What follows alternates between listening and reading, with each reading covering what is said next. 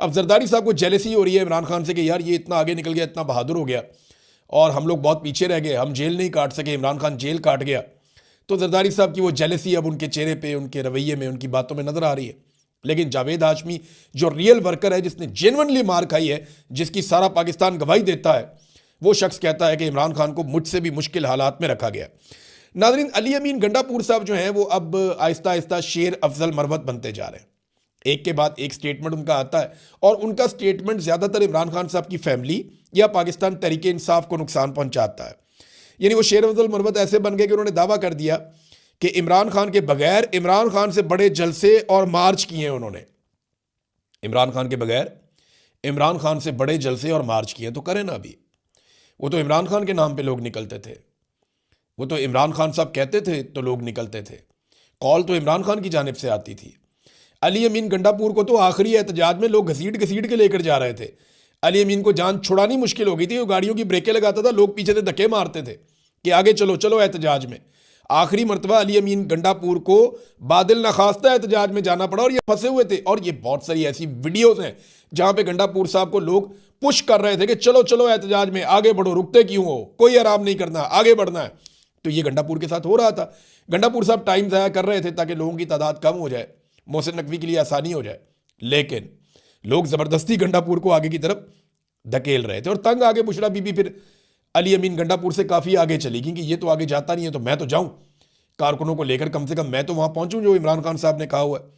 बहरहाल आहिस्ता आहिस्ता गंडापुर साहब जो है उनको आसरा तो दिया हुआ है कि वज़ीर आला बन जाएंगे खैबर पख्तूनख्वा के, लेकिन ये होना नहीं है। यहाँ पे 90 के करीब MPs हैं पाकिस्तान तहरीक इंसाफ के, तो आखिरी नंबर अली अमीन गंडापुर का आएगा अगर सारे फारिग हो गए। क्योंकि अगर किसी को ये लगता है कि सुहेल अफरीदी को हटा के वो गंडापुर को बना लेंगे तो इससे दो नुकसान होंगे।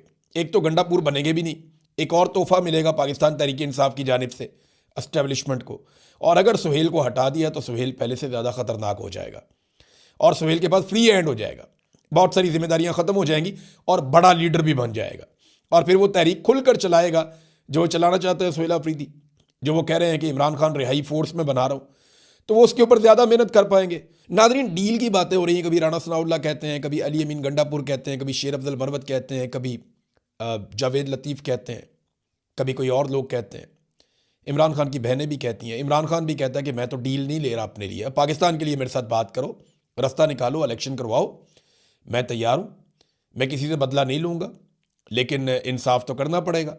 तो अब ये जो मामला हैं इसमें अलग अलग बातें की जाती हैं। मैं आपको एग्जैक्टली बताता हूँ कि कहाँ कहाँ पे डील की बातें हुई और ख़बरें बाहर आई और ये कितनी मरतबा हुआ।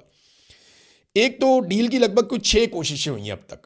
4 अगस्त को इमरान खान साहब को सबसे पहले कहा गया कि आप पाकिस्तान छोड़ दें वरना कल आपको गिरफ्तार कर लिया जाएगा, डील की पहली ऑफर। दूसरी 9 और 10 फरवरी को जब इमरान खान साहब को इलेक्शन ज़बरदस्ती डकैती मार के छीन लिया गया तो तब उन्हें ऑफर किया गया कि हम आपको एक ख़ास तरह की हुकूमत बना देते हैं, आप कंप्रोमाइज़ कर लें। इमरान खान साहब ने फिर इनकार कर दिया। अक्टूबर 2024 में दोबारा से डील करने की कोशिश की गई जब एहतजाजी तहरीक अपने उरूज की तरफ जा रही थी। फिर नवंबर 2024 में दोबारा कत्लेआम से पहले डील की कोशिश की गई और वही बातें अली अमीन गंडापुर और बाकी लोग बताते हैं, लेकिन इमरान खान साहब नहीं माने। फिर अमरीकी डॉक्टर्स आए, अमरीकी बिजनेसमैन आया, इमरान खान साहब से मिला, इमरान खान साहब ने उनको भी साफ इनकार किया। तो ये डील की एक और कोशिश थी। और अभी हाल ही में इमरान खान साहब की आंख की बीमारी के दौरान एक मरतबा फिर कोशिश की गई कि इमरान खान साहब को किसी तरह से कोई रिलीफ इमरान खान साहब की पार्टी मांगे। इससे पहले आपको याद होगा अली अमीन गंडापुर ने ये कहा था कि इमरान खान साहब को जो है वो एक पैरोल के ऊपर रिहाई दी जाए, तो उस पर इमरान खान साहब ने नाराज़गी का इजहार किया था। अब वो पैरोल पे रिहाई तो चाहते ही नहीं है, ना इमरान खान साहब बनीगाला जाना चाहते हैं। हाँ, अपनी आंख का इलाज वो करवाना चाहते हैं जो उनका हक भी है और उनको ये इलाज मिलना चाहिए।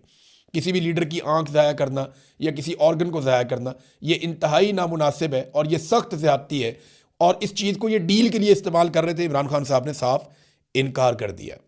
अब नाजरीन, 2-3 खबरें मेरे पास और बहुत इंपॉर्टेंट है, ये मैं आपके सामने रखता हूँ, लेकिन पहले आप ये देखें कि फैमिली को नहीं मिलवाया जा रहा, तो ये बात तो समझ आती है।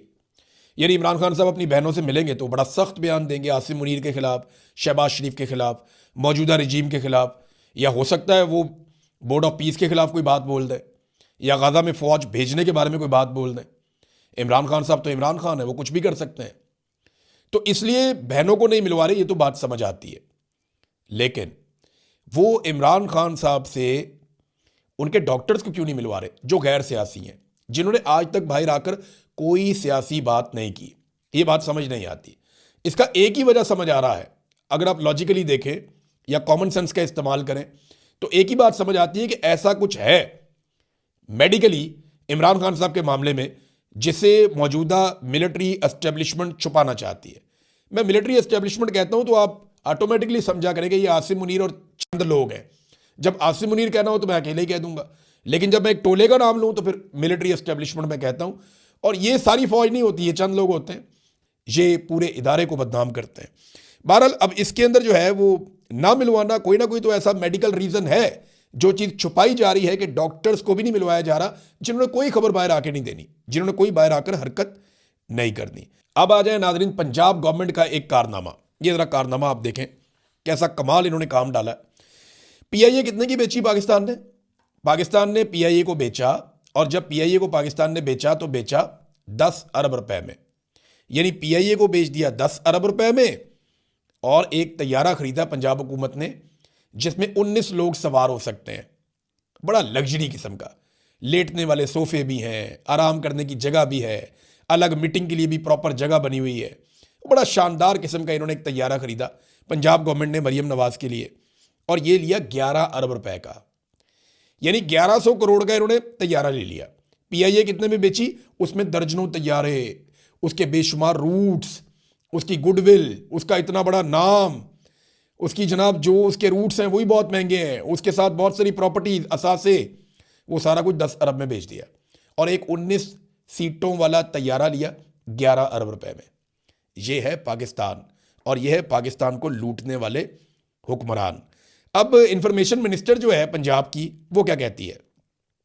इंफॉर्मेशन मिनिस्टर कहती है कि एयर पंजाब, हम कोई एयरलाइन बना रहे हैं, उसका नाम एयर पंजाब है, और उसके लिए कोई जहाज और तैयारे खरीदे जा रहे हैं, और कुछ जो है वो लीज के ऊपर लिए जाएंगे, और ये इसी की एक कड़ी है। अब वो ये कह रही हैं कि जनाब ये तो हमने एक एयरलाइन हम बना रहे हैं। भाई एयरलाइन कहाँ रजिस्टर्ड है?